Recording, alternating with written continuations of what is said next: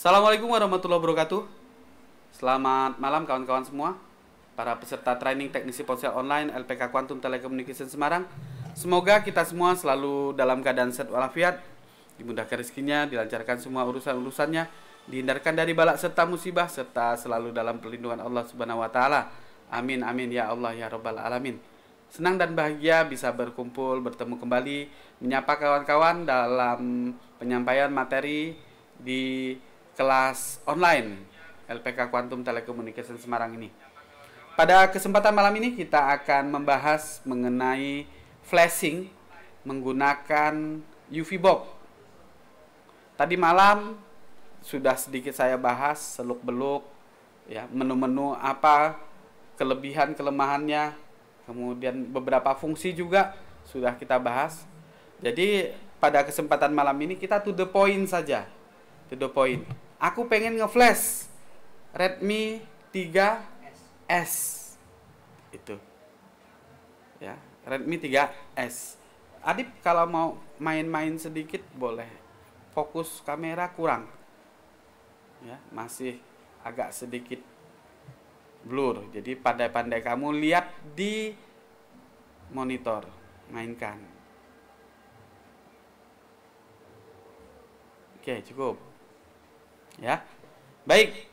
Sudah hadir bersama kita kawan-kawan peserta ya, dari awal tadi ada Bang Fauzan, ada Bang Dahlan, ada Bang Arfan, Bang Ivan, Bang Heri, Bang Joko, Bang Browit, Bro ID, Bang Isransah, Bang Katy Perry, Samsul Bahri, Bang Sefri, Bang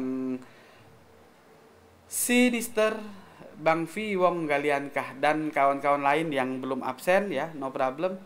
Jadi kita akan membedakan gimana sih nge-flash menggunakan program yang gratisan, aplikasi yang gratisan dengan yang berbayar. Bedanya apa? Oke. Nah, jadi di sini sudah saya pegang. Ini handphone hidup ya. Ini handphone hidup. Kita cek. Baterainya ada ini.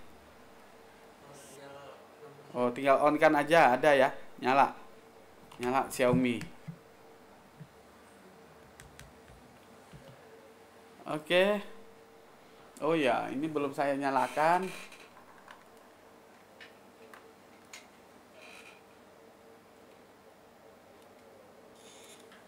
Ada Bang Dullah ya, Sampit. Saya punya ibu angkat di Sampit itu, cuman lupa udah namanya. Dia jualan di pelabuhan. Oke.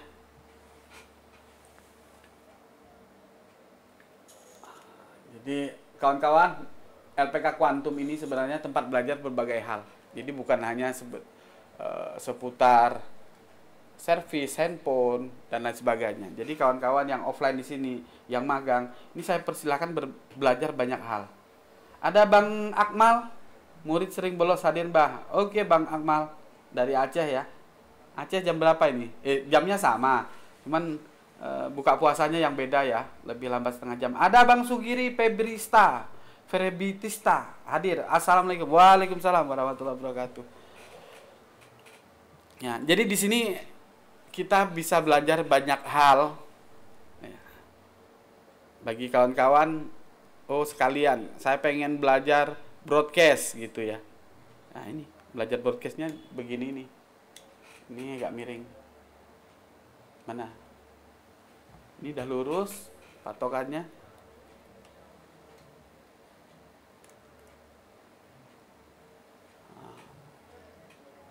Oke. Begini.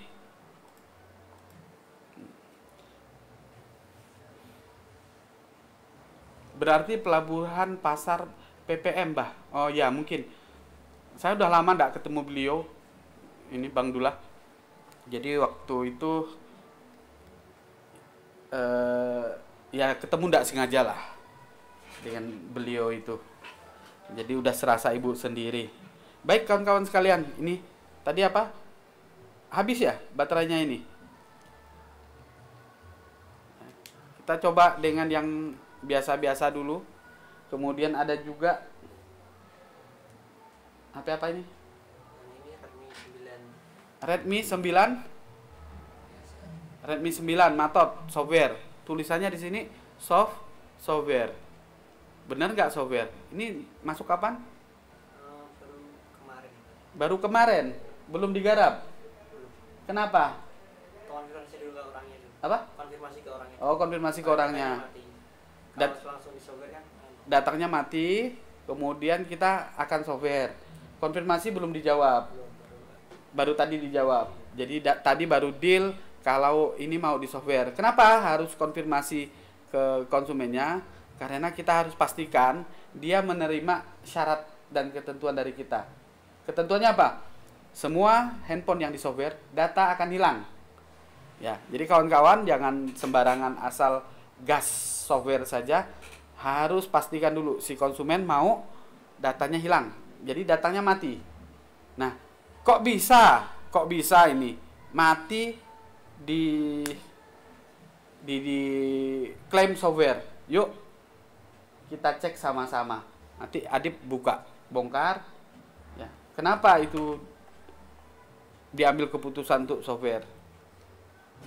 Nah, ini tadi memang baterainya habis ya, belum disiapin. Oke. Baik kawan-kawan. Jadi sebelum kita mulai, kita persiapkan dulu yang dibutuhkan. Jadi nge-flash handphone menggunakan UV atau menggunakan aplikasi yang gratis lainnya sama saja sebenarnya. Tidak ada perbedaan. Ya. Tidak ada perbedaan. Nah, perbedaannya nanti ya, jadi dia ada perbedaan nantinya pada posisi proses. Pada posisi proses, yaitu ketika kita nge-flash handphone biasa menggunakan aplikasi biasa yang gratis, ya sudah, siapkan filenya, masukin ke posisinya, kemudian flash. Ya, jarang sekali kita melakukan backup. Nanti setelah flash, emailnya hilang. Nah, ini masalah. Ya, itu jadi masalah. Makanya kita harus backup dulu. Kelebihan di UV, yang pertama, kita bisa backup. Kita bisa modifikasi. Macam-macam. Banyak hal yang bisa dilakukan dengan UV box. Nah, seperti yang saya katakan, di UV box itu ada 2 aplikasi flashing yang umum digunakan. Ada 2 aplikasi flashing yang umum digunakan. Jadi setelah kita install ulang, setelah install UV di komputer ataupun di laptop, maka akan ada 4 totalnya, 4 aplikasi ini, 4 aplikasi yang umum kita gunakan 2. Yang pertama UV Android Toolbox yang ini, dan ada UV eMMC Toolbox. 2 ini yang sering kita gunakan. Nah, di 2 aplikasi ini, yang pertama tadi UV Android Toolbox itu kurang lebih dengan handphone biasa, dengan software biasa. Kita tidak perlu bongkar. Kalaupun memang harus ada test point, ya harus test point. Gitu ya. Nah, sedangkan untuk kalau menggunakan UV eMMC Toolbox, maka kita harus direct ataupun menggunakan adapter. Kalau tadi ini langsung. Oke. Nah, yang pertama yang harus kita lakukan, bentar, ini NDI.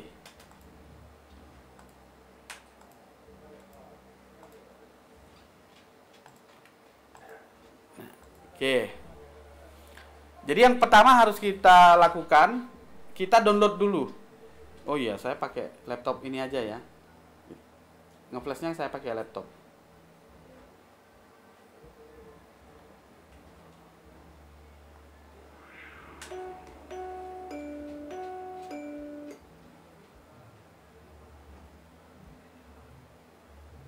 Oke, saya pakai laptop ini. Redmi apa? Yang ini tadi? 3S. Redmi 3S. Jadi kata kuncinya yang penting. Cara flash. Jadi ini sudah universal ya. Cara flash Xiaomi Redmi 3S. Jadi kita persiapkan satu persatu kelengkapannya. Ini ada capcanya sepeda. Ya. Sepeda, ini sepeda, ini sepeda. Mana lagi sepeda? Tidak ada ya? Udah, verifikasi.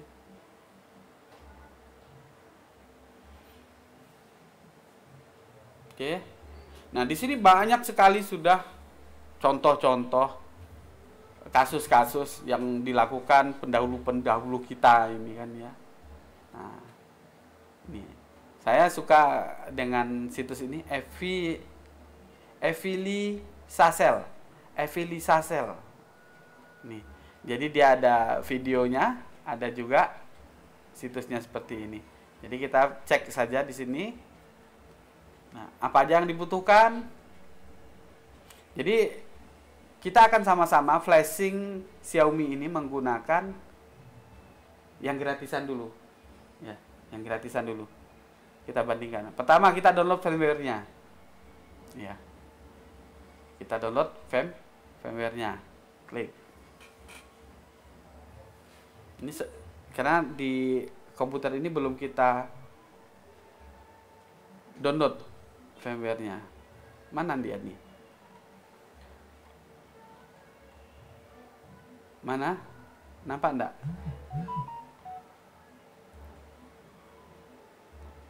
Enggak ada. Enggak. Ya. Masih iklan. Ini sopo iki Cahyo iki? Pasti bayar. Piro bayare? Oh, Mi Display.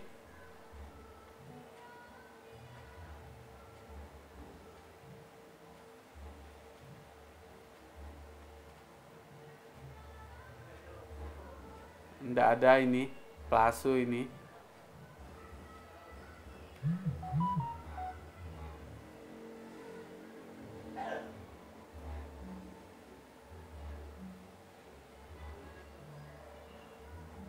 Mana ada linknya enggak? Enggak ada ya? Masa sih mbah-mbah jadi Cahyo ngene iki? Wah, double. Iki iklan jantan anak.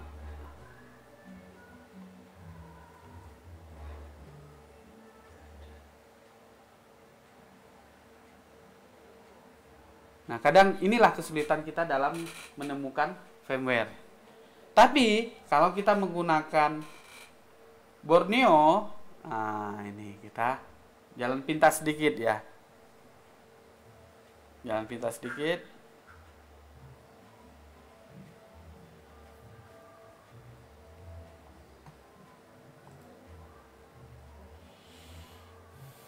Oke, login.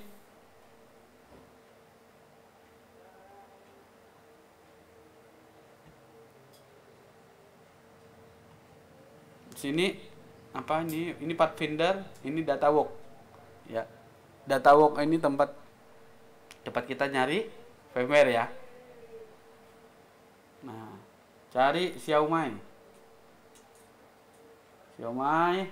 Redmi 3S. Nih, excellent. Ini ya. Oke. Ini klik. Nah, kita download.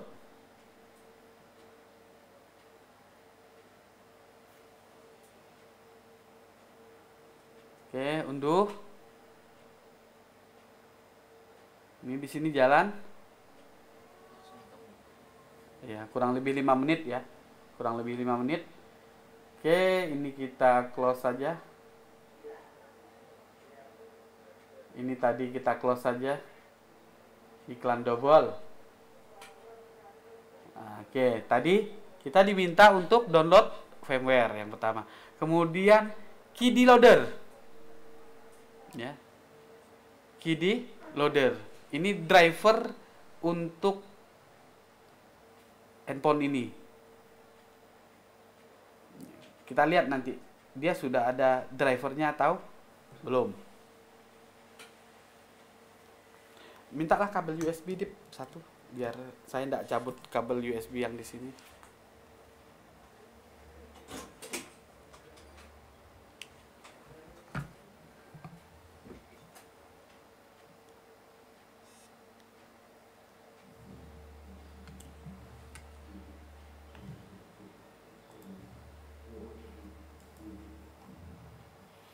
Oke, sambil saya cek lagi ada Bang Supriyatin, ada Bang Herman hadir baru selesai tarawih. Alhamdulillah bisa selesai tarawih ya.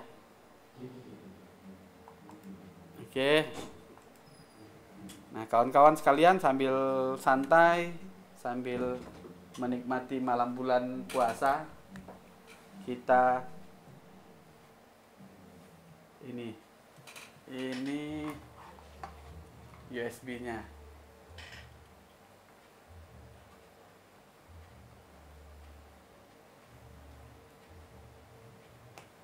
Oke.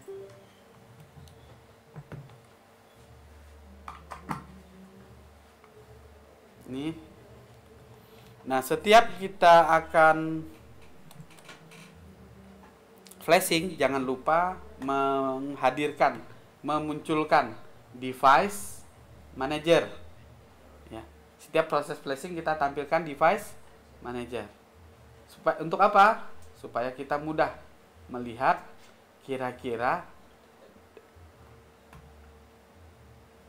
detect atau tidak dia. Ya. Nih. Oke. Ini handphone nyala. Ya, ini nyala. Jadi selesai flash ya harus nyala. Wajib nyala. Oke. Matikan dulu 1% ini.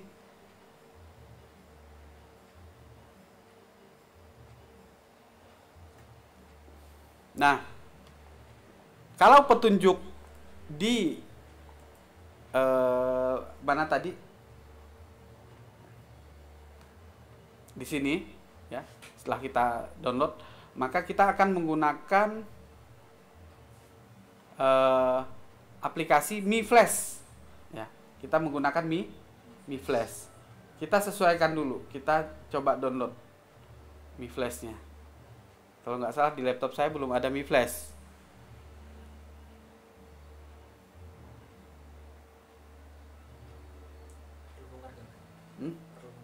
Enggak.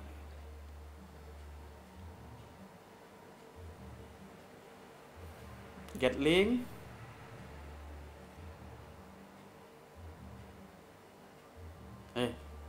Apa ini? Nyasar kemana dia ini? Ya, nyasar kemana? Kebanyakan iklan ya.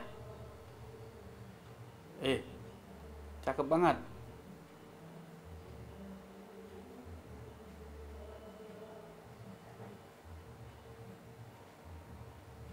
Kalau di situs itu memang banyak godaan dan cobaan, ya, ganti situs saja. Ya, ganti situs saja. Ya, ini kelamaan ini. Download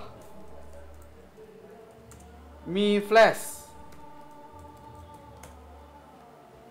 Langsung ke situs Mi Flash-nya biasanya. Ya, ini ya.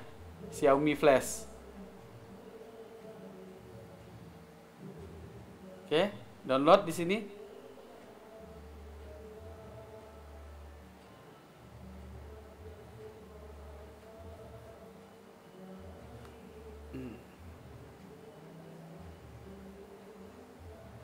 Latest version, versi terbaru. Oke. Tadi sambil tetap jalan nunggu. Udah selesai belum nih?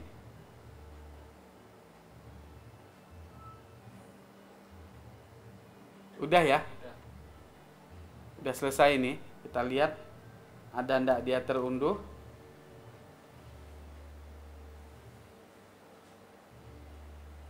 Oh, belum ya.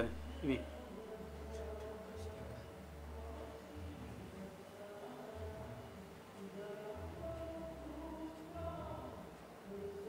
Ini tadi WeFlash-nya sudah selesai. Ini kita ekstrak saja.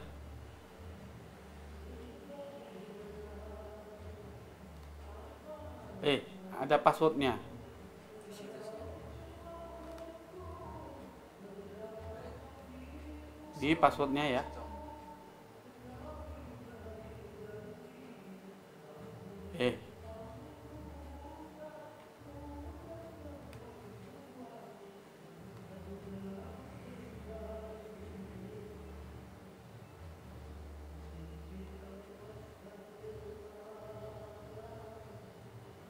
Ini Mi Flash-nya sudah ada.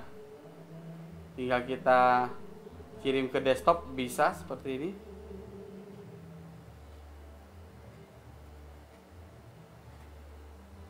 Mana desktop? Ini ya. Oke. Mana dia? Mana ini ya?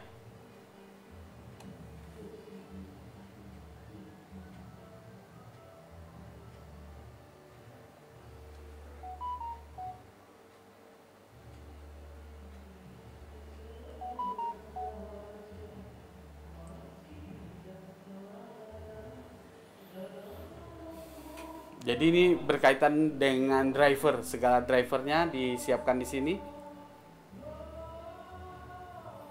Kedengaran nggak itu? Coba dikontrol. Berisik banget nggak suara di luar?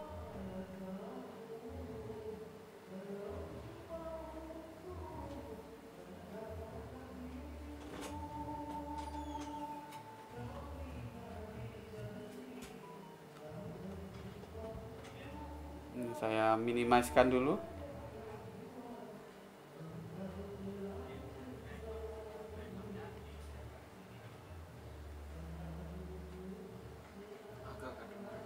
Tidak kedengaran. Agak ada backsoundnya ya kawan-kawan ya. Download diblokir. Kenapa download diblokir ini?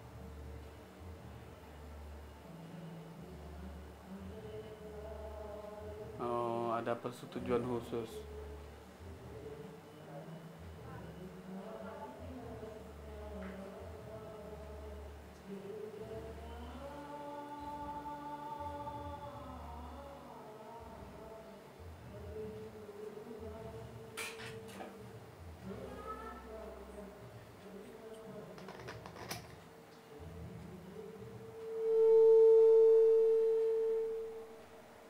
Kalau yang ada pertanyaan seputar flashing, oke, jadi sambil nunggu-nunggu ini ya, saya teringat kemarin beberapa kejadian. Banyak kawan-kawan yang bertanya, yang bertanya-tanya tentang email. Mbah katanya kemarin di Quantum diajarkan cara repair email. Ya, cara perbaikan email. Jadi harus dipahami terlebih dahulu kawan-kawan, apa yang dimaksud dengan repair email. Ya. Repair berarti perbaikan. Berarti emailnya rusak. Nah, kejadian di lapangan yang banyak kita alami saat ini, emailnya ada normal, bagus, nggak rusak, tapi diblokir oleh Kemenprint, diblokir oleh Bea Cukai. Ini loh yang harus kawan-kawan ingat. Jadi apa yang kita pelajari di Quantum bukan belajar cara unblock. Ya, unblock berarti membuka blokir kan ya. Unblock, pahami kata-katanya. Unblock itu berarti membuka blokir. Membuka blokir email bukanlah wewenang masyarakat umum, orang biasa, apalagi Mbah Tommy. Ya, harus kawan-kawan pahami ini. Jadi berbeda posisinya, kasusnya perbaikan email dengan unblock email atau mendaftarkan email ke Bea Cukai. Ini harus kawan-kawan pahami, beda. Enggak.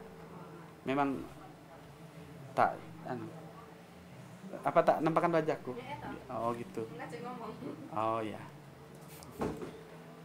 Gitu. Jadi harus dibedakan antara unblock dengan repair. Ini yang sering salah kaprah. Yuk kawan-kawan yang punya unek-unek sampaikan di sini, silahkan ya, tentang email. Karena kita juga akan membahas kurang lebih sedikit nanti bagaimana cara memperbaiki email yang hilang, memperbaiki email yang cantik. Ya, tiba-tiba habis di reset ke pengaturan pabrik dia hilang gitu. Ya. Ada Bang Anggun Bayu Pelenduk. Lek, neng di lek. Rak tau dolan rene. Rene lek, nggawa geduk ketek. Ya. Ini sambil ngomplitin. Jadi yuk silakan kawan-kawan share kendala-kendalanya. Nah, jadi mengenai email ini tadi perlu saya jelaskan di sini bahwa email yang beredar di Indonesia, handphone yang beredar di Indonesia itu emailnya haruslah terdaftar di Bea Cukai dan Kemenperin. Ada 3 dia, Kominfo satunya. Ya, ada 3 kementerian. Nah, kawan-kawan, ketika email tersebut tidak terdaftar, maka operator tidak akan ngasih sinyal. Jadi handphone dari luar, dari Malaysia, dari Arab, dari Rusia, dari Chechnya, dari manapun tidak akan dapat sinyal kalau email tidak didaftarkan. Nah, permasalahannya sekarang tidak seperti kemarin-kemarin, ya. Sangat gampang kita untuk ngecek email, ya, ngecek email. Cek email.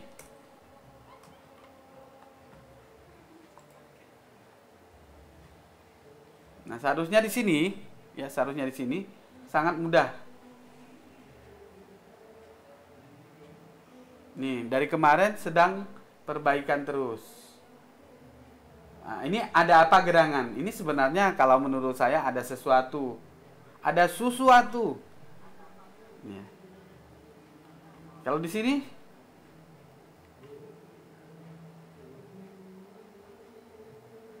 sama ya? Sama nggak?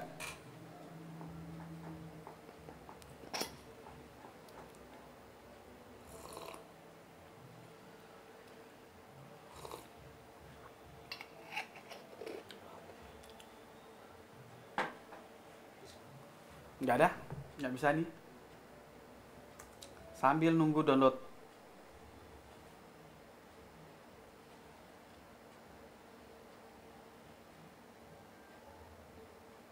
Ya, masih proses. Nggak bisa. Bea cukai di situ bisa nggak? Bea cukainya bisa. Coba salah satu email. Email saya aja deh.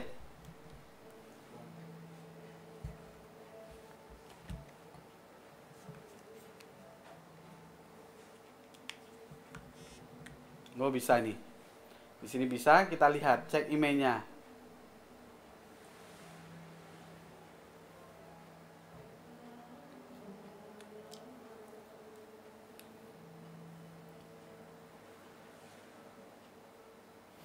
Jadi jangan salah kaprah tentang email ini. Jadi di Quantum tidak diajarkan caranya untuk unblock. Ya. Mengganti email, ya. Mengganti email ini sebenarnya kegiatan ilegal. 35, saya tidak mau nanti gara-gara ngajarkan ganti email lantas tutup nanti LPK Quantum.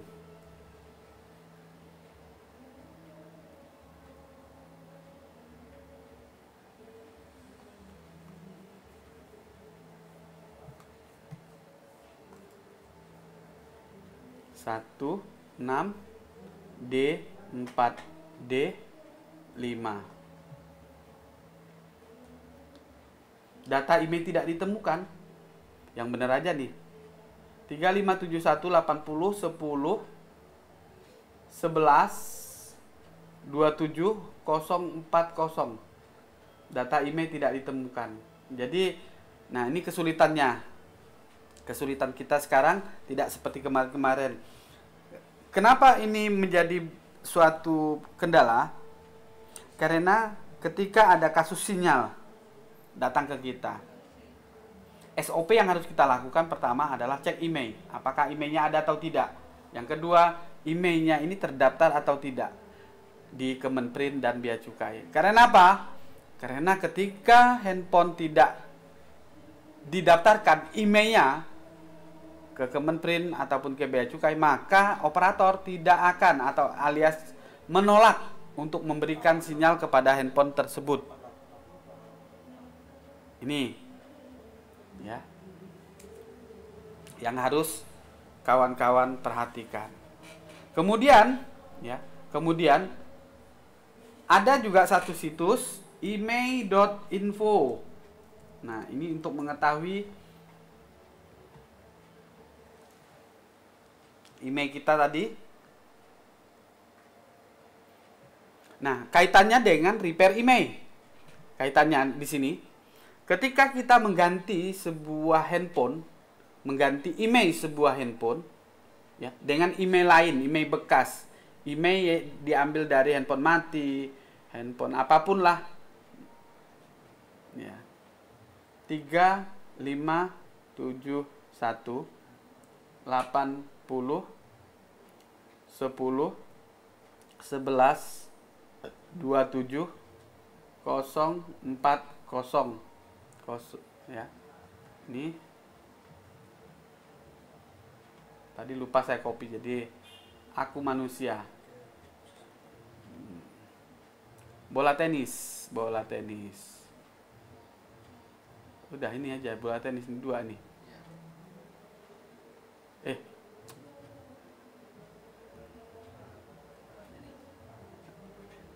Bisbol ini.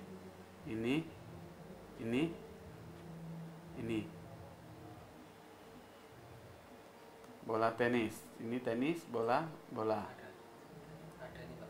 Ada. Itu sama. Websitenya sama. Di mana? Ya di situ. Ya, ini. Ya, ini kita cek. Nah, seperti ini ya. Nah, jadi ketika kita ganti sebuah handphone dengan email lain, maka termasuk info seperti ini akan berubah. Ya, akan berubah.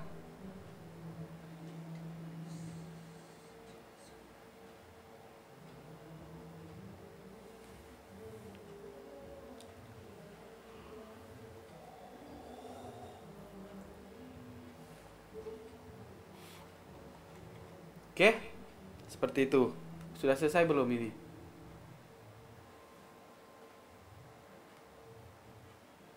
Belum ya? Agak lama dia downloadnya.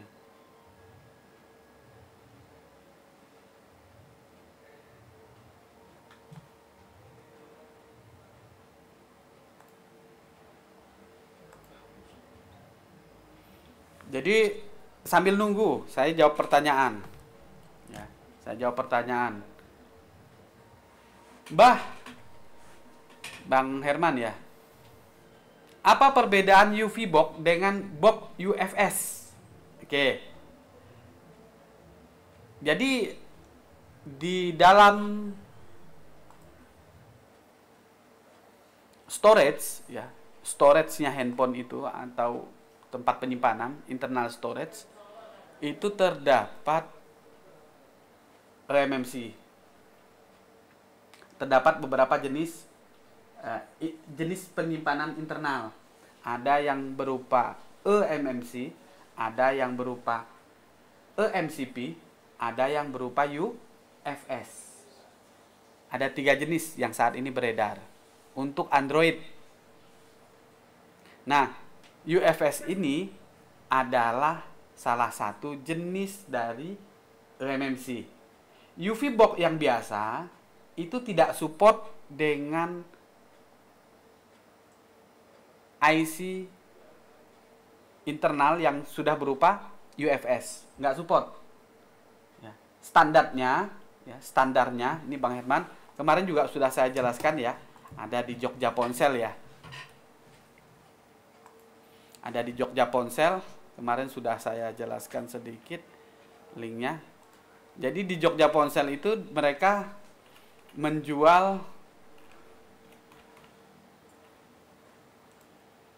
UV box dengan berbagai macam bentuk. Maksudnya ada yang seperti ini. Nah, ada yang seperti ini. Ya.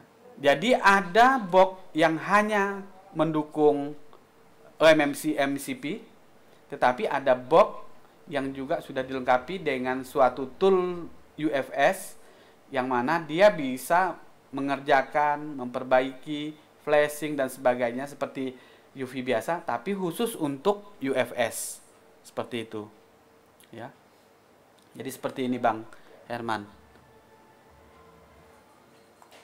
Oke, kemudian ada lagi bukber yuk bah, agendakan gas Bang Bayu. Jadi yuk kesini langsung atau kemana kita ketemu tengah-tengah ya, di mana mungkin bukber di Tuntang misalnya, di Kopi Banaran gitu juga asik kayaknya. Bang, tentang iPhone kayaknya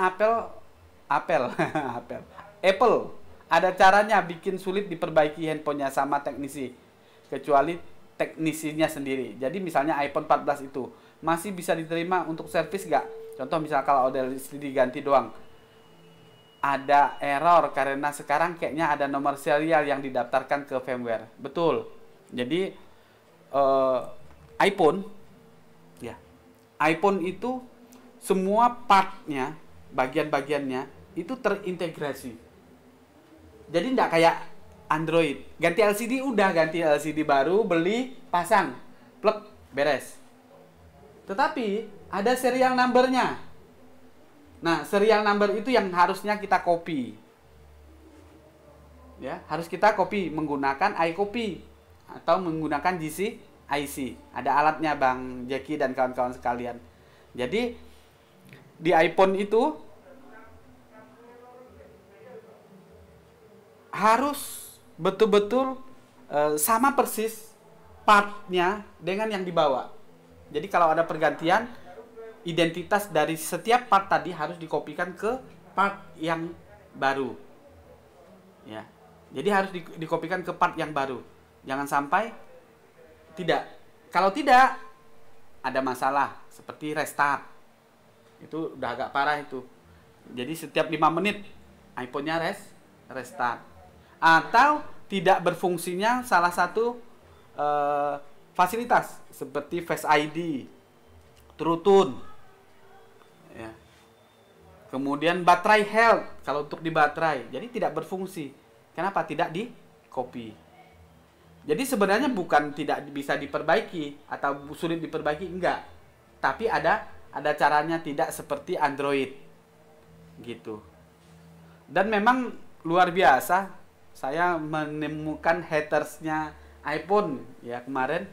Hatersnya jadi dia mengulas hal-hal negatif dari pelayanan iPhone. Seperti salah satu contoh pelayanan iBox di Jakarta. Nah, itu dia bilang bawa ke iBox, padahal LCD-nya yang rusak, itu harus ganti 1 unit. Tapi begitu dibawa ke Singapura, bisa dengan harga yang jauh berbeda. iPhone 14 ganti 1 unitnya kemarin ditarik 24 juta katanya kan ya. Ya beli handphone dah, beli handphone. Nah, padahal di Singapura cuman dengan biaya 5.500.000. Kemudian sama-sama di Jakarta di tempat yang berbeda, itu juga pelayanan berbeda. Wallahualam ya, biarkanlah yang main yang kaya-kaya menurut saya ya. Itu kita biarkan sendirilah. Nanti kita main yang lain saja. Yang universal UV yang mana, Mbah? Rekomendasinya Bang Arizik. Ya. Jadi kalau yang universal UV yang biasa saja. Ya, yang ini. Ini sudah universal, cuman memang untuk bisa mengerjakan UFS, kita harus beli box tambahan, yaitu UV UFS Toolbox. Ya, UV UFS Toolbox. Gitu. Nah, kalau pesaingnya yaitu EasyGTech itu ya juga kurang lebih sama. Harus ada IC Friend namanya. Ya, jadi setannya itu ada seperti UFS di EasyGTech. Begitu. Tadi lupa beli lauk. Kamu? Aku beli Indomie apa yang beda, Pak? Ya, itu. Mbah, ada materi tentang perbaikan iPhone, entah mati total, signal dan yang lain atau yang lainnya. Gini, kita untuk materi memang tidak ada iPhone ya. Terus terang tidak ada iPhone. Memang untuk kursus iPhone di tempat lain pun ada sendiri karena memang lebih rumit. Tetapi hemat saya di bulan puasa ini kita akan mereview saja, mencoba bongkar bedah kasus atau sedikit belajar tentang iPhone, seluk-beluknya, tegangannya, cara kerjanya. Nah, itu yang akan saya bonusi ke kawan-kawan dan itu akan saya sampaikan di malam hari. Insya Allah, saya tidak janji dulu, tergantung nanti timnya. Jadi tanggal 1 April itu kan kita belajar kelas baru, mulai dari dasar. Dari jam 15.30 sampai jam 17.30. Nah, malamnya kayak begini, kan kosong tuh. Kosong, mungkin beberapa pertemuan akan kita isi dengan iPhone plus permintaan-permintaan kawan-kawan tentang pengerjaan, eksekusi, penjelasan apapun yang diinginkan kawan-kawan. Jadi ekstra begitu. Gitu ya. UV berlisensi juga, Mbak. Ya, berlisensi, UV berlisensi. Artinya ya berbayar, kemudian tidak ada bajakannya. Seperti itu. Izin bertanya, tool lain selain UV untuk mengecek kesehatan eMMC, kita bisa menggunakan EasyGTech, Bang. EasyGTech. Wow, lama sekali nih. Ya, lama sekali, belum tembus-tembus. Ya, belum tembus-tembus ini. Berat. Bukan berat sebenarnya, ini internetnya yang lemot mungkin. Padahal cuma 1,5 GB. Ya. Sambil kita isi dengan obrol-obrolan, pertanyaan-pertanyaan kawan-kawan yang masih bingung. Jadi yuk totalitas dulu kita pahami bagi kawan-kawan yang memang belum paham mengenai UV dan seluk-beluknya. Silahkan. Ini sinyalnya agak turun ya, agak putus-putus, Dip. Ya. Ini frame rate-nya turun. Jadi kalau di kawan-kawan memang videonya agak turun-turun, maka mohon dimaklumi. Mbah, kalau Hydra Tool dengan UV bagusan mana, Mbah? Hydra Tool itu menggunakan dongle. Ya, menggunakan dongle. Dongle tidak support untuk ISP direct ISP. Tidak support untuk menggunakan adapter. Jadi tetap bagus UV. Ya, bagus UV, Bang. Kemudian Bang Herman, Mbah, kalau di UV Box adakah fasilitas untuk mengcloning email? Dan apakah hasil cloningan dapat digunakan di HP yang bermasalah emailnya? Sebentar. Cloningnya ini seperti apa dulu? Yang namanya cloning, bahasa cloning ini ya. Cloning ini kan berarti menggandakan. Ngopi ya. Ya, ngopi. Di UV tidak ada fasilitas cloning, tidak ada. Tapi fasilitas untuk menulis email ada. Ya, masukin email itu ada. Di UV Android Toolbox. Nah, jadi fasilitas untuk mengcloning tidak ada. Tidak ada. Ini kita coba lihat saja langsung sambil menunggu masih.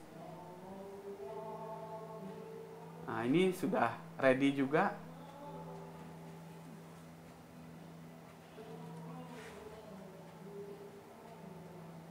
Ada Bang Adiu Bergen, ada Bang Safarah Seluler. Nyimak. Minyak.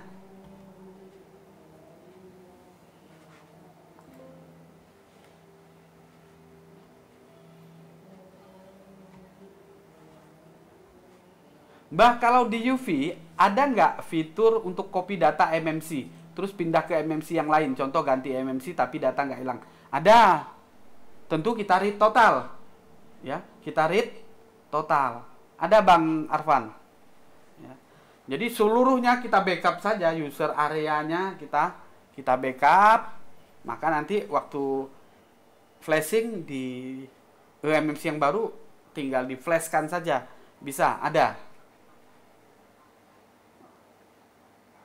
Kemudian ini, kalau satu email dipakai 2 HP gimana Mbak? Pasti salah satu ada yang kalah.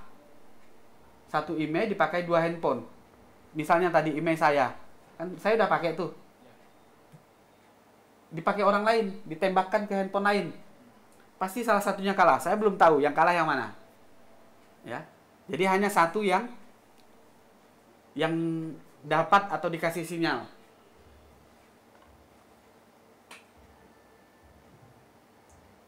Facebook, ya ini menu-menu yang ada di dalam UV Android Toolbox. Oke, menu flashnya ini kita bisa flash berdasarkan Facebook, menggunakan Facebook, atau langsung memilih langsung prosesornya atau SoC-nya.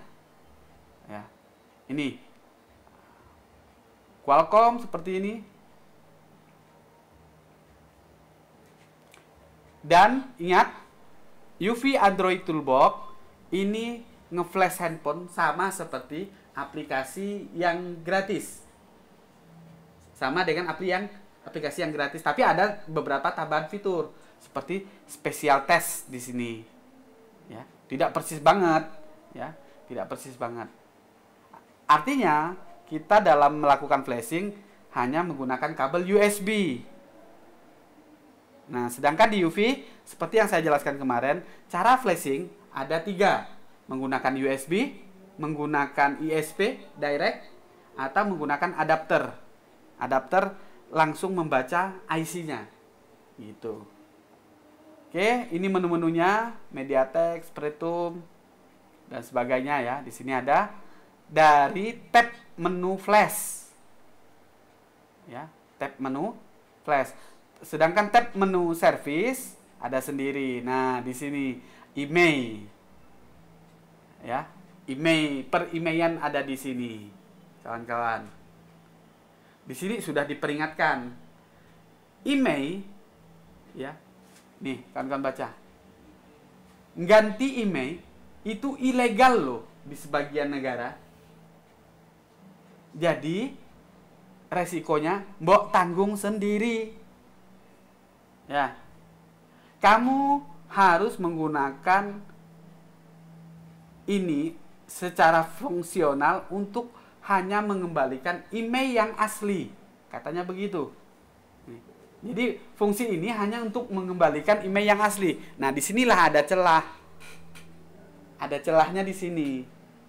Kalau kita misalnya tadi email yang kita bawa dari negara Irak misalnya kan ya, bawa ke Indonesia, kemudian tentu emailnya kan terblokir, tidak terdaftar. Sebenarnya bisa kawan-kawan di bea cukai bandara tinggal didaftarkan, beres, bayar sesuai dengan ketentuan. Ini yang banyak membagongkan ini, banyak membagongkan. Kenapa? Banyak orang memilih untuk tidak mendaftarkan emailnya, tidak mendaftarkan perangkatnya, dengan alasan di bandara, di bea cukai itu jauh lebih mahal. Saya sendiri kan belum pernah. Sebenarnya harus kita cari ketentuannya, ya, harus kita cari ketentuannya. Biaya, ya, biaya daftar email di bea cukai. Ini harus cari tahu. Saya sendiri belum pernah tahu detailnya. Nih, Anda cukup membayar pungutan biaya masuk sebesar 10%, PPN 11%, PPh jika memiliki NPWP. Nah, ini harus tahu ketentuannya dulu. Ini ada simulasinya. Misalnya iPhone 14 harganya 1.300 dolar lah ya, dengan kurs 14.000. Nilai barangnya nih, pembebasan, nilai dikenakan pungutan, kurs nilainya sekian. Jadi kurang lebih nilai, Masya Allah ya. Biaya masuknya 10%, 1 juta. Nilai impornya 11 dikurangi bla bla bla bla bla. Jadi total ya, PPN-nya 1,3 ya. Jika tidak punya NPWP 2.400.000. Nah, sebenarnya ini murah nih kalau saya lihat. Ya. Kenapa? Kalau kita daftarkan barang ini lewat calo. Kemarin saya info-info, kerungu, listen, itu kurang lebih. Pokoknya iPhone 13 ya. iPhone 13 apa iPhone 11 Pro gitu waktu saya di Batam. Jadi biayanya sampai 2 juta loh. Yang permanen. Kenapa tidak didaftarkan sendiri? Pertanyaannya itu. Gitu. Jadi mendaftarkan atau jasanya sendiri ini dianggap ilegal. Ya. Nah, ini operator seluler ini. Tapi tidak lebih dari 90 hari. Ini yang ini nih. Yang 3 bulan. Ya.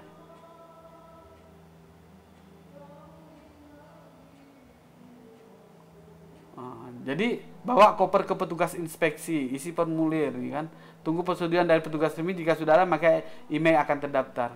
Nah, ini hanya 3 bulan, hati-hati. Ya, bayarnya permanen, dikasihnya 3 bulan. Banyak penipuan seperti ini.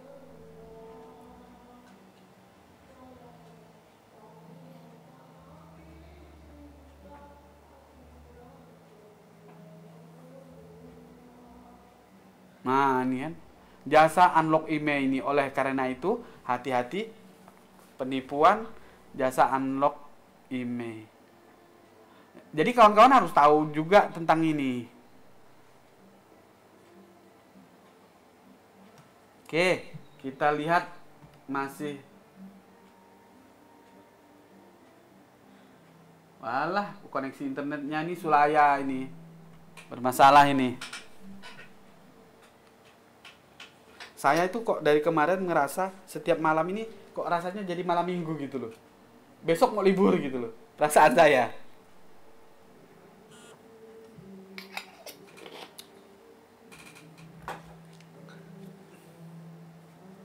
Ini 16%. Oke.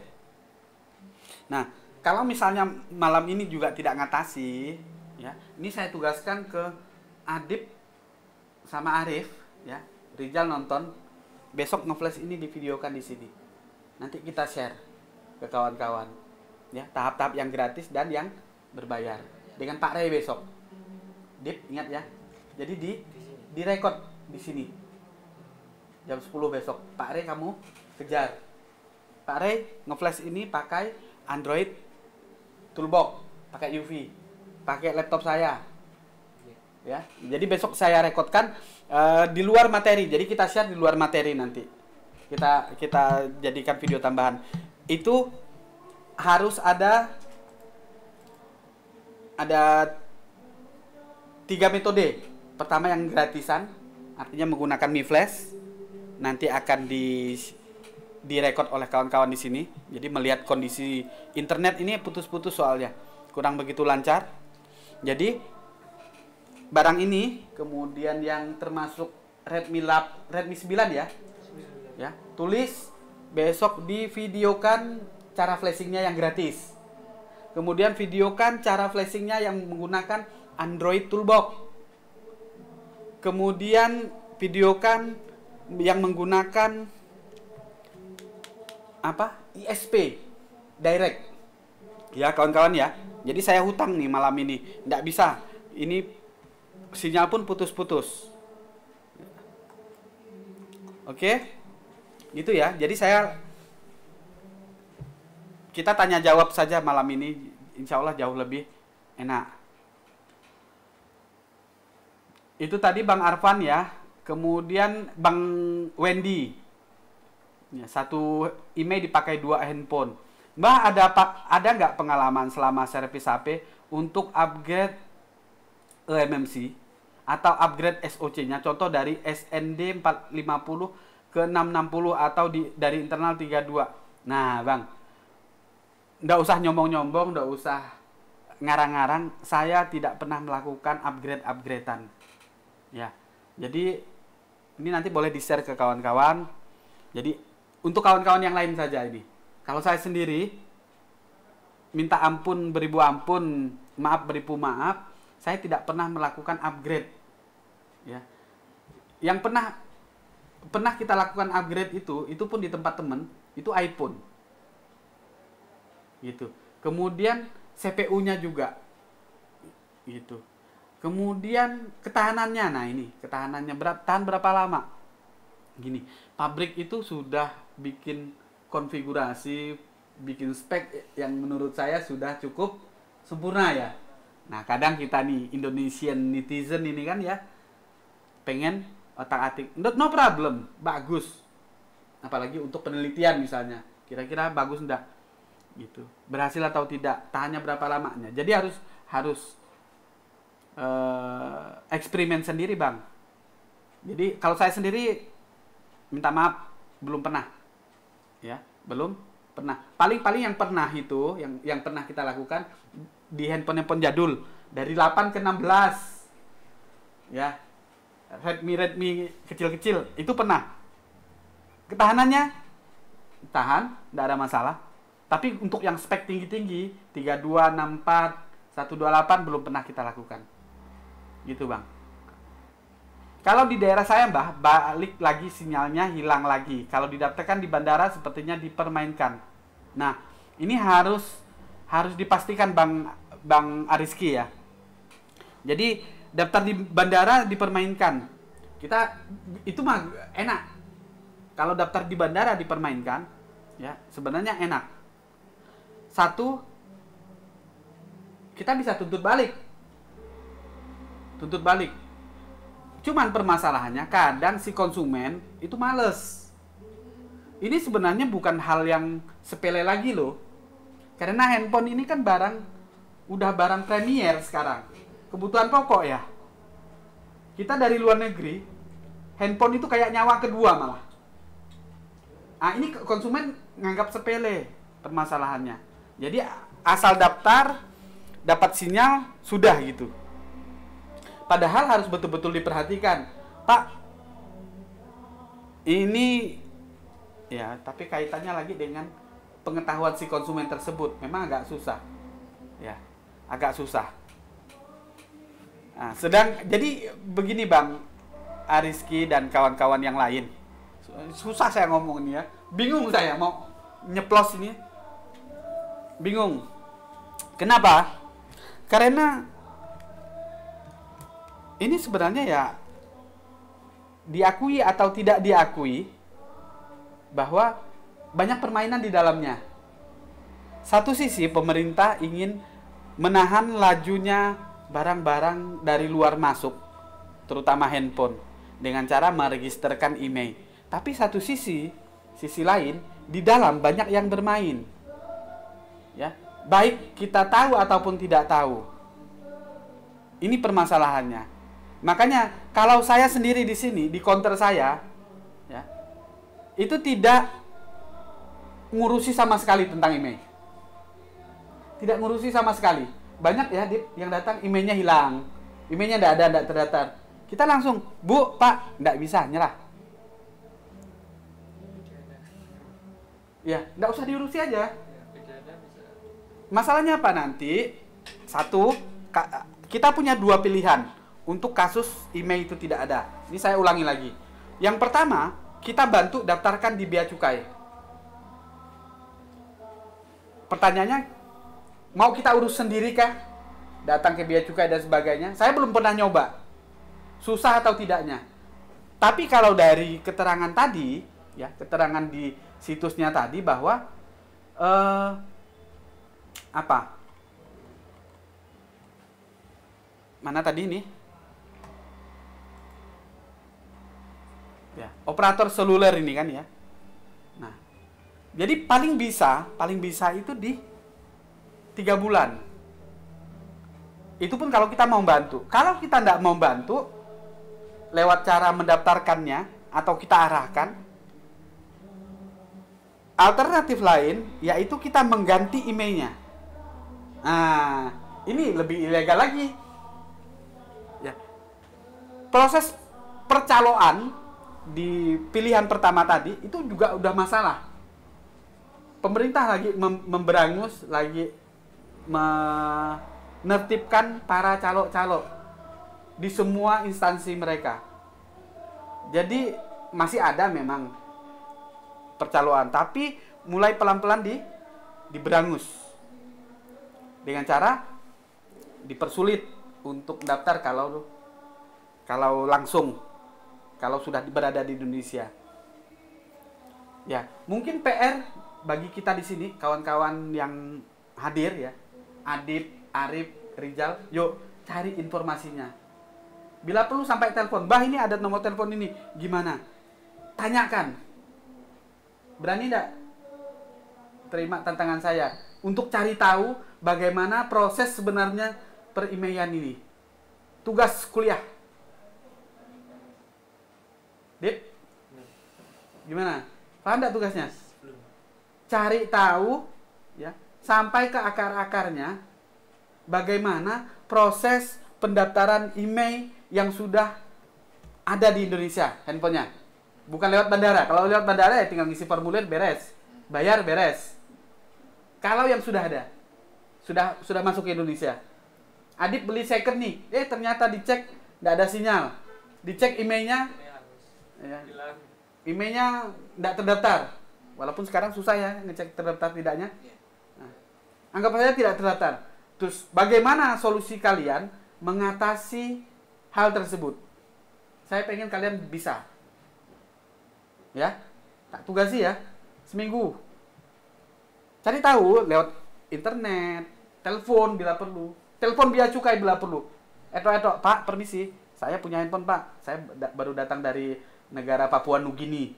Saya bawa handphone, itu tidak dapat sinyal. Ini gimana, Pak? Telepon bila perlu. Cari nomor teleponnya di internet. Gitu ya. Tak tugasi. Ayo, belajar wani, belajar kendel. Dip, jangan ganggi-ganggi, awas kowe. Oke ya, gitu kawan-kawan ya. Serius ini serius. Kenapa? Ini satu nanti bisa kalian share ke kawan-kawan online. Saya terus terang kalau ngurus-ngurus kayak gitu udah enggak mau sebenarnya. Tapi kalau memang ada celah uangnya nanti bisa kalian manfaatkan kan no problem. Apa aja nih? Paling tidak kalian tahu. Contoh, tadi saya ke Samsat. Mau bayar pajak motor. Motor saya udah mati 5 tahun kan. Terus sekalian saya tanya, bayar pajak mobil gimana? Mutasi dari Jakarta gimana? Saya tanya. Oh, jadi tahu sekarang. Oh, mutasi, datang dulu ke kota asal mobil tersebut, kemudian cabut berkas, cek fisik, gesek, selesai bayar pajaknya di sana, baru bawa ke Samsat kota tujuan. Jadi akhirnya tahu. Kemarin kan cuma sounding saja, dengar dari orang.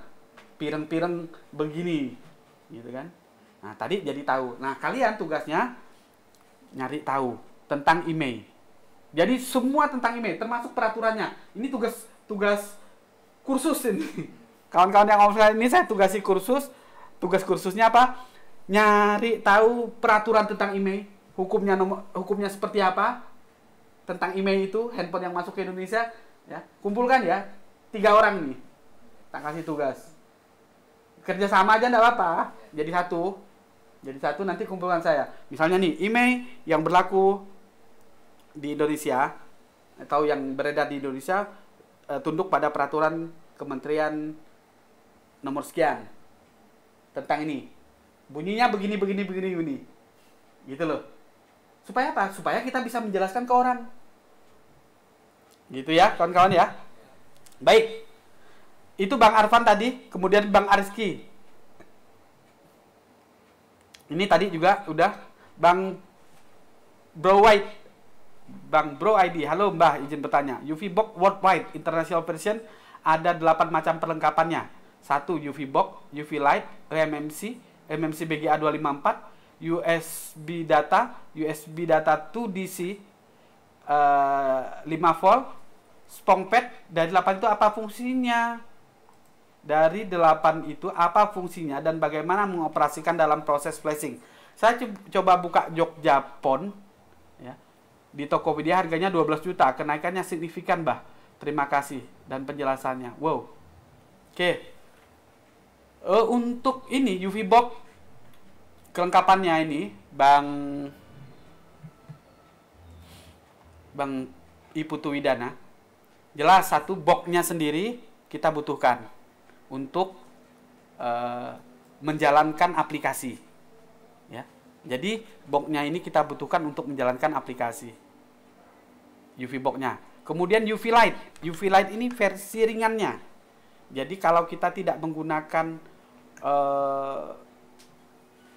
UV boxnya, kita bisa menggunakan UV lightnya. Ini, ya, ini UV light.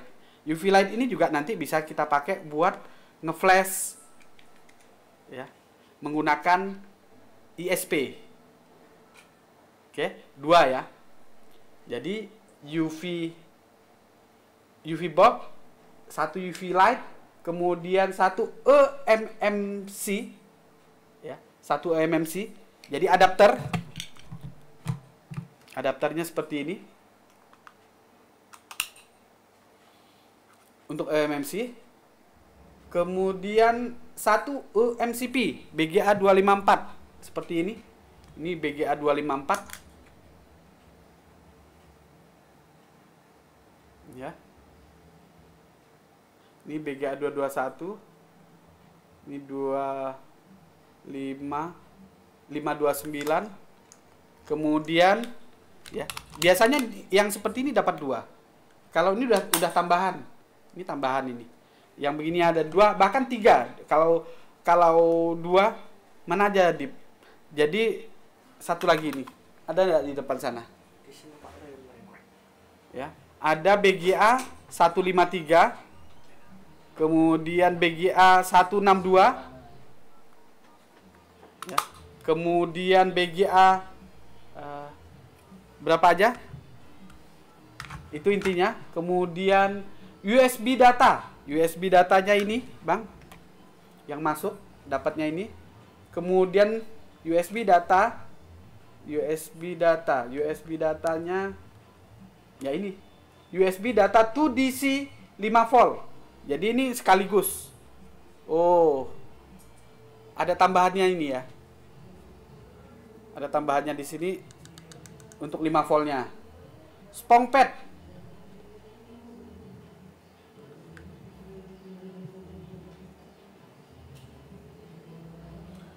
Saya coba buka Jogja Pon, kok tidak bisa diakses dengan 2 komputer tetap sama. Dan kemarin saat dibahas UV di Jogja sama Tokopedia, kalau tidak salah harganya sekitar 5 juta. Beberapa jam saya cek toko Jogja di Tokopedia harganya sekian. Ini 221 254. Ini BGA-nya. 221 254 162 1553. Ini yang standarnya. Dapatnya ini 3, kemudian 4, 5, 6. Kayaknya ini aja deh, Bang. Ya, 1, 2, USB ya, UV light, USB, box, 2 box ini sama kabel. Nah, 1, 2, 3, 4, 5, 6. Ini yang standarnya. Kemudian kegunaannya ini untuk direct ya. Ini UV light, namanya juga UV light ya. Jadi versi ringannya. Jadi kalau kita nggak pakai box, nggak pakai box, kita pakai ini bisa.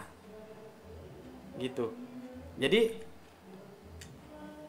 masuknya adapter ISP ini seharusnya kan begini, masuk di box. Ya, masuk di box.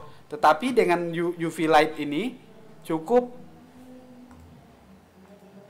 UV light-nya yang dipasang.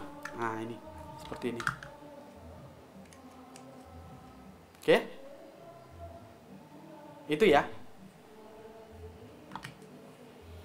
Masalah harga ini relatif sebenarnya.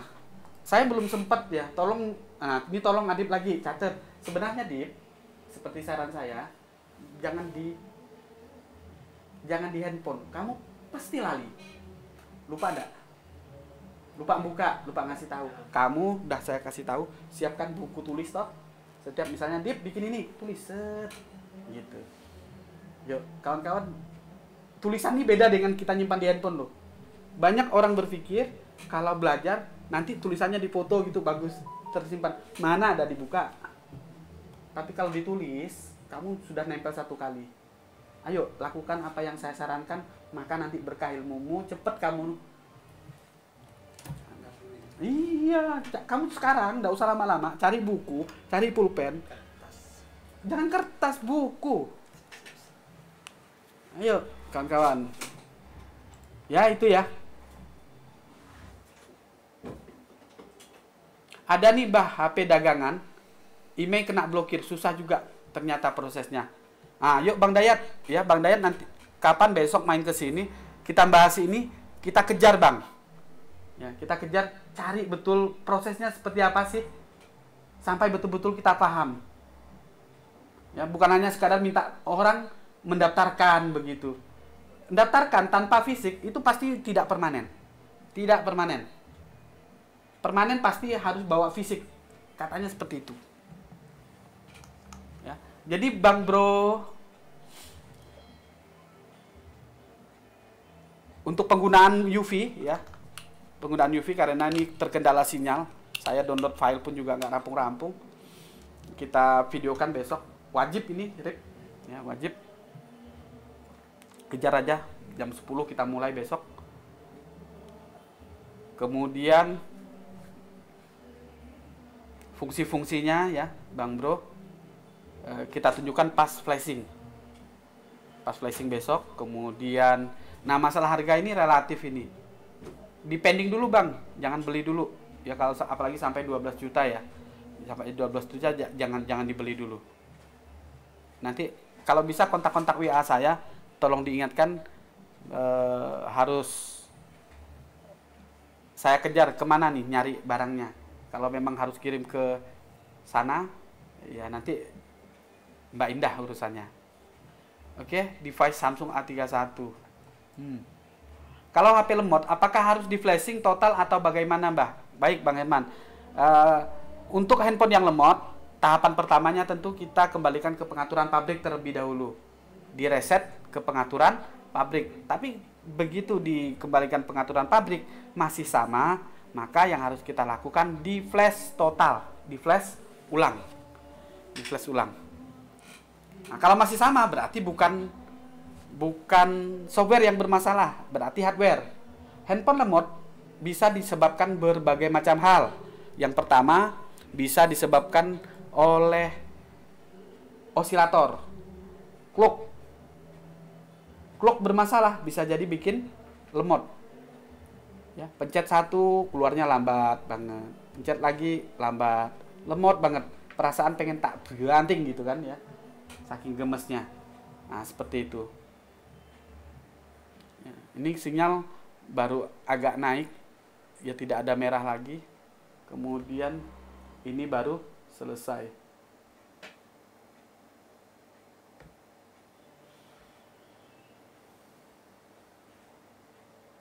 Oke.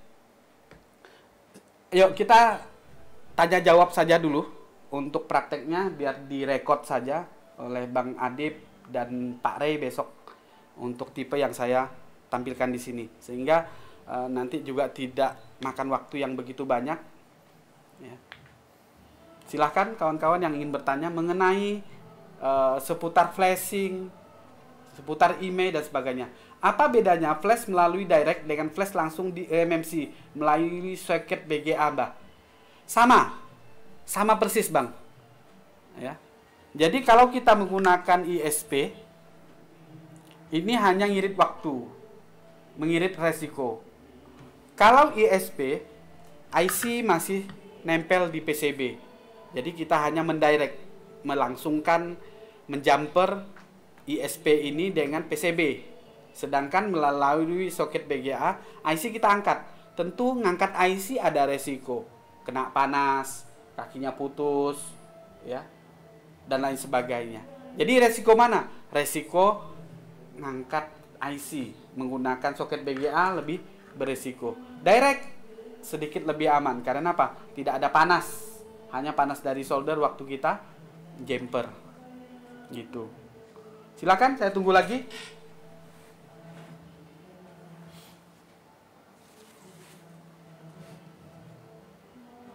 Jadi besok ada beberapa video yang akan kita tayangkan mulai dari siang mungkin atau sore. Nah, malamnya baru kita live.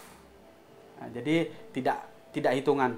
Jadi anggap kata flashing menggunakan UV box itu materi malam ini part satunya penjelasan.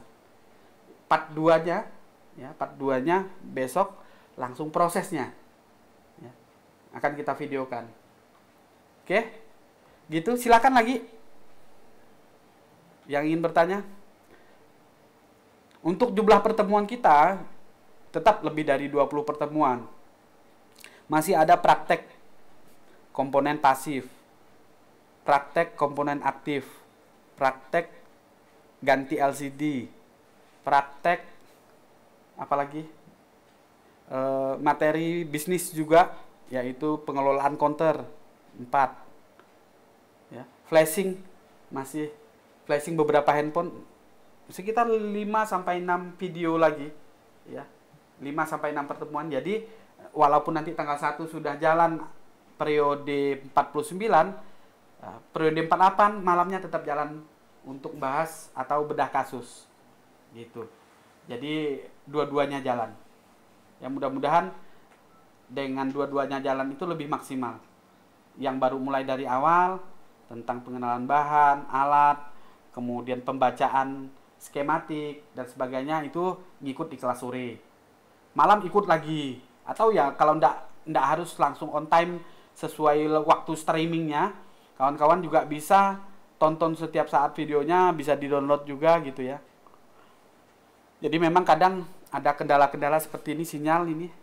Karena dari sore tadi, dari jam 3 Semarang hujan deras. Hujan terus sehingga sinyal efeknya seperti itu. Download pun jadi lemot. Oke kawan-kawan, kalau tidak ada pertanyaan kita cukupkan. Tapi kalau masih ada kita gas lagi. Silakan.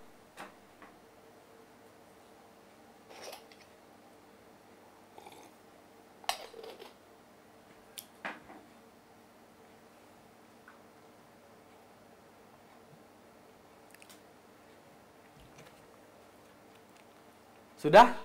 Bang Wendy, Bang Herman, Bang Broid, penjelasan saya. Nah, jadi jelasan jelasin ini dong, Mbah.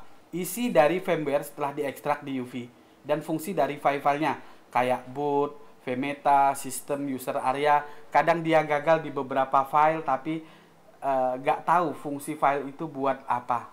Saya sudah siapkan request dari Bang Wendy ya kemarin yang di screenshot seperti ini. Jadi saya juga nggak tinggal diam karena ada permintaan kawan-kawan ya.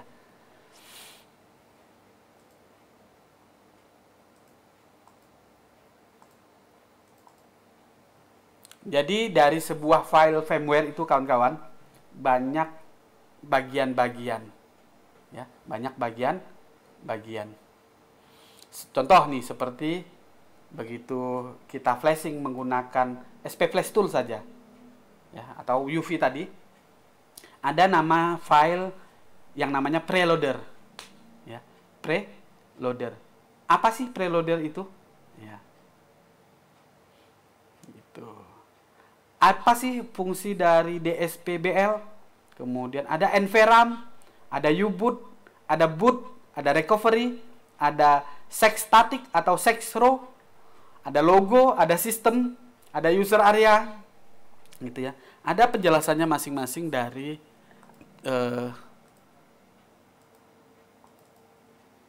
istilah-istilah tersebut. Nah,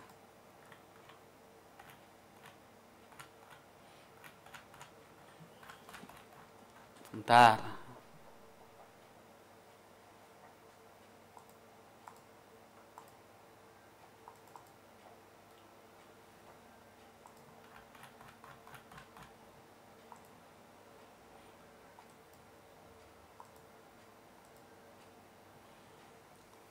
Oh, di sini ya.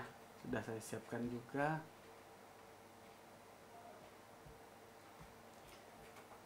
Jadi penjelasan tentang isi-isi dari file ini, ya, file firmware. Kalau saya jelaskan secara langsung, insya Allah saya yakin kawan-kawan banyak yang bingung karena memang bukan bidang kita dari awal begitu ya. Nah, jadi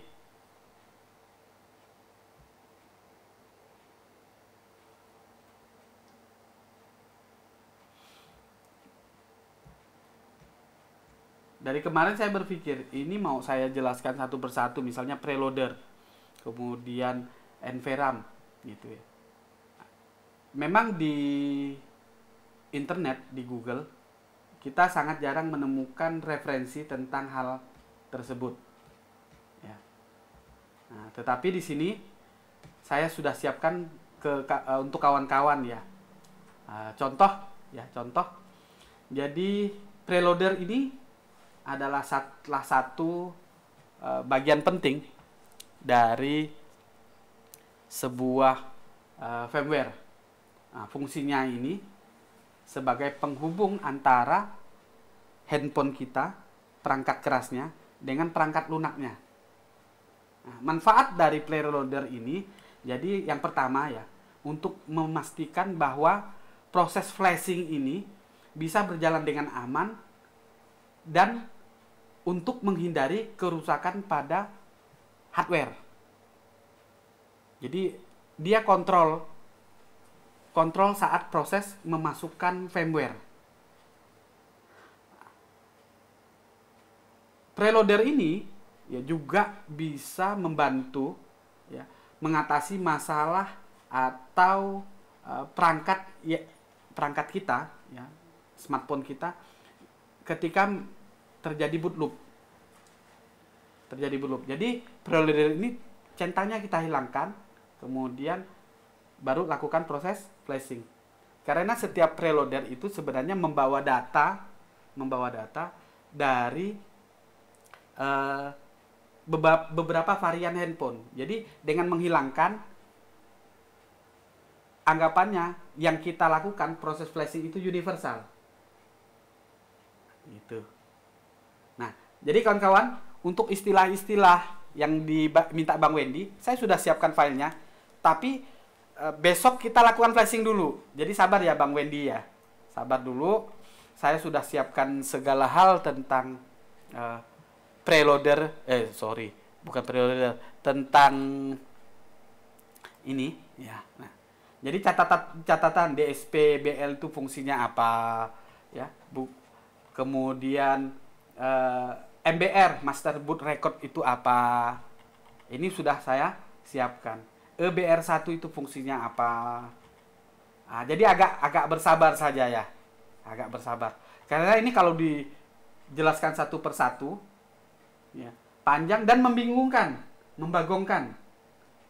Ya, membingungkan bagi yang belum pernah nyemplung totalitas di dalam ranah software ini. Gitu. Jadi tenang ya, tenang. Ini sudah saya siapkan. Detail insya Allah. Oke, gitu ya Bang Wendy ya. Jadi agak bersabar saja dulu. Nah, ini istilah-istilah ini kalau dijelaskan detail, ini kayak orang kuliah gitu ya. Bikin ngantuk, nggak enak lah intinya.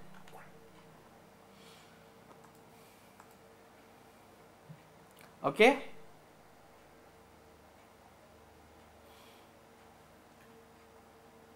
Bang Ridwan, Mbah, kalau kita flashing terus HP-nya malah mati, gimana cara mengatasinya, Mbah? Jadi ketika kita lakukan proses flashing selesai down, kok handphonenya malah mati? Tahap awal yang kita lakukan adalah mengganti firmware-nya dulu. Mengganti firmware. Jadi bisa jadi firmware yang kita masukkan itu tidak sesuai, tidak cocok dengan handphone yang kita flashing. Tapi yang perlu paling diperhatikan adalah arusnya. Selesai flash, mati, arusnya seperti apa? Apakah masih arus flash? Arus naik, jatuh lagi, atau arus nyangkut gitu. Kalau masih seperti itu, no problem. Tetap aja hajar menggunakan flashing. Nah, parah-parahnya tadi, parah-parahnya jurus pamungkas. IC-nya langsung kita angkat, kita flash. Ini untuk memastikan. Itu Bang Ridwan. Bang Broid, agak di luar topik malam ini. Saya peserta baru ikut 4 kali. Bagaimana cara megang blower yang benar, solder yang benar sesuai standar supaya tidak diketahui yang otodidak dengan yang terdidik? Apa efek pengaruh asap solder dari logam timah dari kesehatan karena peralatan untuk menyedot alat itu bervariasi? Mahalnya harganya, Mbah. Terima kasih. Baik. Jadi kebetulan Bang Broid, praktek kita belum kita mulai sama sekali, ya. Praktek belum kita mulai. Harapan saya besok video kawan-kawan ini bisa menyelesaikan atau menunjukkan kasus-kasus flashing baik ISP direct, ya, ISP direct ISP, ataupun langsung ke soket, ya, soket BGA. Selesaikan dulu. Jadi ditayangkan tidak malam besok, tapi siang, ya, ditayangkan siang atau sore. Kemudian, nah, malam besok kita sudah masuk praktek, maksud saya begitu. Jadi Bang Broid sabar saja, cara megang blower yang benar, solder yang benar, suhu berapa dan sebagainya, tentang praktek kita dalam memperbaiki handphone, ya, angkat pasang komponen dan sebagainya. Ini baru malam besok kita tunjukkan. Ya, seperti itu. Kemudian apa efek pengaruh asap solder dari logam timah? Ya. Jadi asap yang timbul dari zat kimia yang kita panaskan, ya tentulah berbahaya. Sehingga apa? Kita harus tetap melakukan yang namanya K3, keamanan, keselamatan kerja. Paling tidak masker. Besok siapkan masker, Adib. Ya. Nah, ini loh Dip carane kalau ada anu tuh, ya Mbah, no bisa esok ndak ada kan, ya, tak ketak ya. Nah, jadi siapkan masker. Kemudian kalau bisa siapkan Googlis. Beli kacamata apa? Kacamata buat pelindung. Googlis itu. Cari besok di Pasar Jati. Yang untuk orang sepeda atau ini loh. Tahu ya? Tahu kawan-kawan? Jadi harus disiapkan kacamata Googlis. Kacamata Googlis. Nih, kayak gini.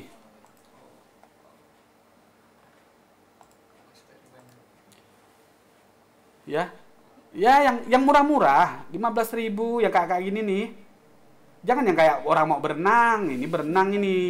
Ini apa? Terlalu mahal. Yang murah-murah ini kayak gini nih. Ini kan murah nih.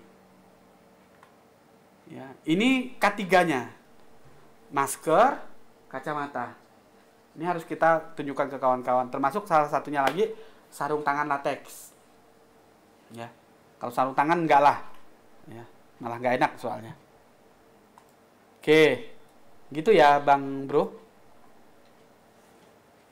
Mbak, adakah kemungkinan email tiba-tiba hilang saat HP digunakan? Sangat jarang sekali. Ya. Kemungkinannya seperti itu ada pasti. Ya. Saya pernah dapat kasus dulu ya Samsung Note 2 zaman-zaman jadul kemarin. Ya dia pakai seperti biasa. Kemudian datang ke tempat kita, emailnya hilang. Ya kita tanya, pernah jatuh nggak?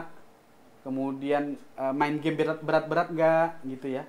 Crash begitu bisa bikin salah satunya email hilang. Jadi bisa jadi Bang, tapi sangat jarang terjadi. Oke siap Mbah, soalnya kadang bingung Mbah kalau flash ikut YouTube, kalau error seratnya dihilangkan saja centangnya, di filenya yang error. Tapi kan kita bingung itu fungsinya apa, kok dihilangkan, efeknya apa, kan jadi bingung. Oke, nah jadi saya sudah siapkan tadi Bang Wendy ya, untuk kawan-kawan lain yang lain juga, fungsi-fungsi dari file-file yang kita centang, yang kita backup. Ya, kenapa harus? Oh ini harus di backup begitu ya. Nah itu harus dipahami satu persatu. Oke? Nih masih merah sinyal, jadi kurang begitu bagus memang. Ya, frame rate-nya turun. Ada lagi mungkin pertanyaan dari kawan-kawan? Jadi sedikit saya sampaikan lagi. Memang campur aduk ini antara periode 48 dengan 49. 49 baru mulai besok tanggal 1. Mulainya dari nol, dari awal, dari pengenalan alat-alat, pengenalan komponen, pengenalan skema dan lain sebagainya, pengenalan isinya. Ya. Nah, ini masuk tiba-tiba dihadapkan pada materi yang sudah lebih jauh, bukan begitu. Mungkin ada yang bingung. Tenang. Ini hanya mengisi waktu, ya. Jadi daripada ngelangut nunggu tanggal 1, kawan-kawan yang periode 49 kita masukkan ke periode 48 biar bisa nyimak dulu. Nah, kan pernah nonton, pernah lihat, oh ya kemarin saya dengar ini gitu kan. Walaupun dengan versi yang berbeda nantinya. Oke, kawan-kawan sekalian, mungkin demikian yang bisa saya sampaikan pada kesempatan malam hari ini, ya. Masih seputar umum, ya. Kemudian kawan-kawan yang japri, yang WA pribadi ke saya, mungkin hari ini banyak yang beberapa terabaikan, tidak banyak, beberapa terabaikan karena ada kegiatan di luar yang memang tidak bisa saya tinggal, ya, mau tidak mau fokus, sehingga saya meninggalkan sejenak tugas saya sebagai Mbah Tommy membantu kawan-kawan. Tapi insya Allah malam ini nyampe rumah, buka handphone, tak clearkan semua, gitu ya. Mbah, trik proses flashing agar tidak gagal. Tidak ada trik sih sebenarnya Bang. Yang penting satu, gunakan file yang umum digunakan supaya tidak gagal. Yang boleh dikatakan tested, filenya tested dulu. Kemudian kabel-kabel gunakan yang bagus, ya, jangan kabel jelek. Nah, ini bukan trik tapi udah merupakan syarat. Kabelnya bagus, kemudiannya listrik stabil ya, listrik stabil. Saya lebih menyarankan menggunakan laptop karena ketika kita nge-flash menggunakan laptop, mati lampu dia nggak langsung mati. Nah, akan masalah kalau kita menggunakan PC, begitu lagi nge-flash mati lampu, pening pala. Kalaupun menggunakan PC, gunakan UPS. UPS. Ya, jadi baterai kering untuk menyimpan tegangan sehingga ketika mati lampu, PC-nya pun juga tidak langsung mati. Seperti itu. Untuk yang lain-lainnya tidak ada trik khusus, ya. Begitu kawan-kawan semua. Nah, besok sekali lagi saya pesan ke kawan-kawan yang di Basecamp jangan sampai tidak di flash. Kemudian ada 2 ini bila perlu dari pagi ya. Minta Pak Rey nunjukkan di record di record. Ya, pakai Pemic. Oke, demikian kawan-kawan sekalian yang bisa saya sampaikan pada kesempatan malam hari ini. Mudah-mudahan bermanfaat, membawa berkah buat kita semua. Semoga kita semua selalu dalam keadaan sehat walafiat, dimudahkan rezekinya, dilancarkan semua urusan-urusannya, dihindarkan dari bala serta musibah, serta selalu dalam perlindungan Allah Subhanahu wa taala. Dan apabila nanti suatu saat kita dipanggil oleh Allah, mudah-mudahan ala ridha wa husnul khotimah. Amin amin ya Allah ya rabbal alamin. Jika ada silap kata, mohon dimaafkan. Wabillahi taufiq wal hidayah. Wassalamualaikum warahmatullahi wabarakatuh.